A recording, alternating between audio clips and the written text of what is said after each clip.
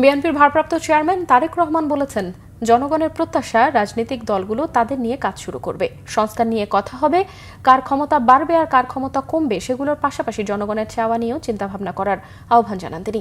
জাতীয়তাবাদী সমমনা জোট আয়োজিত ইফতার মাহফিলে এসব আহ্বান জানান বিএনপির ভারপ্রাপ্ত চেয়ারম্যান। আহমেদ সরওয়ারের রিপোর্ট। পবিত্র মাহে রমজান উপলক্ষে রাজনীতিবিদদের সম্মানে ইফতার ও দোয়া মাহফিলের আয়োজন করে জাতীয়তাবাদী সমমনা জোট। এতে লন্ডন থেকে ভার্চুয়ালি যুক্ত হন বিএনপির ভারপ্রাপ্ত চেয়ারম্যান তারেক রহমান।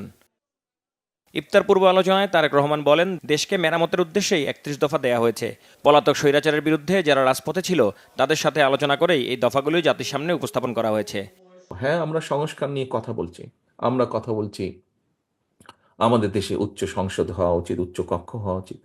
আমরা কথা বলছি কার মেয়াদকাল কতটুকু হওয়া উচিত।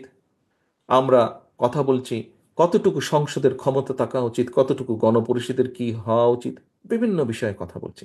আমরা কথা বলছি একজন ব্যক্তি কতবার কি নির্বাচিত হতে পারে। আমরা কথা বলছি কার মধ্যে ক্ষমতা বাড়বে, কার ক্ষমতা কমবে, এসব বিষয় নিয়ে।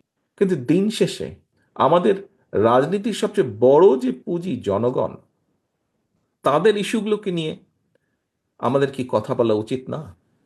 তাদের ইস্যুগুলোকে নিয়ে আমাদের কি চিন্তা ভাবনা করা উচিত না? অবশ্যই উচিত, কারণ এটি হচ্ছে আমাদের রাজনীতি। আমরা যে বিষয়গুলো নিয়ে আলাপ করছি, কার কতটুকু ক্ষমতা থাকবে, কি থাকবে, পাশাপাশি আসুন আমরা শুরু করি আলোচনা। জনগণের যে প্রত্যাশা, জনগণের যে চাওয়া, তাদের যে মূল লক্ষ্য বা উদ্দেশ্য বা জনগণের যেই ডিমান্ডগুলো, সেইগুলো আমরা কি করব। তিনি বলেন, যেহেতু বিএনপি ও সমমনা দলগুলোর রাজনীতি হচ্ছে বাংলাদেশকে নিয়ে, সেজন্য এ রাষ্ট্র মেরামত না করলে জনগণের কাঙ্ক্ষিত উন্নয়ন করা যাবে না। আমরা সকলে বিশ্বাস করি যে এই যেই প্রতিষ্ঠানগুলোকে ধ্বংস করে দেওয়া হয়েছিল, সেই প্রতিষ্ঠানগুলোর আমাদেরকে মেরামত করতে হবে।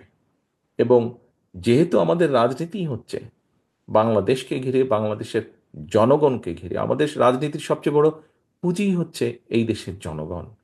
কাজেই এই বিষয়গুলোকে যদি আমরা মেরামত না করি, এই কাঠামো, রাষ্ট্রের এই কাঠামোগুলোকে যদি মেরামত না করি, এই দেশকে আমরা আমাদের কাঙ্ক্ষিত লক্ষ্যে নিয়ে যেতে পারবো না, মানুষের প্রত্যাশা অনুযায়ী গড়ে তুলতে সক্ষম হব না। সকলকে সম্মান রেখেই বলতে চাই, অনেক ব্যক্তি সংস্কার নিয়ে অনেক কিছু বলছেন, কিন্তু সংস্কারে বাংলাদেশে যে সংস্কার প্রয়োজন, বাংলাদেশের সকল কিছুতে যে সংস্কার প্রয়োজন, রাষ্ট্র কাঠামোর মেরামতে যে সংস্কার প্রয়োজন, কথাটি সবচেয়ে আগে সেদিন আমরাই বলেছিলাম। সবাইকে ঐক্যবদ্ধভাবে জনগণের জন্য কাজ করার আহ্বান জানান বিএনপির ভারপ্রাপ্ত চেয়ারম্যান। আহমেদ সরওয়ার, বাংলা ভিশন, ঢাকা।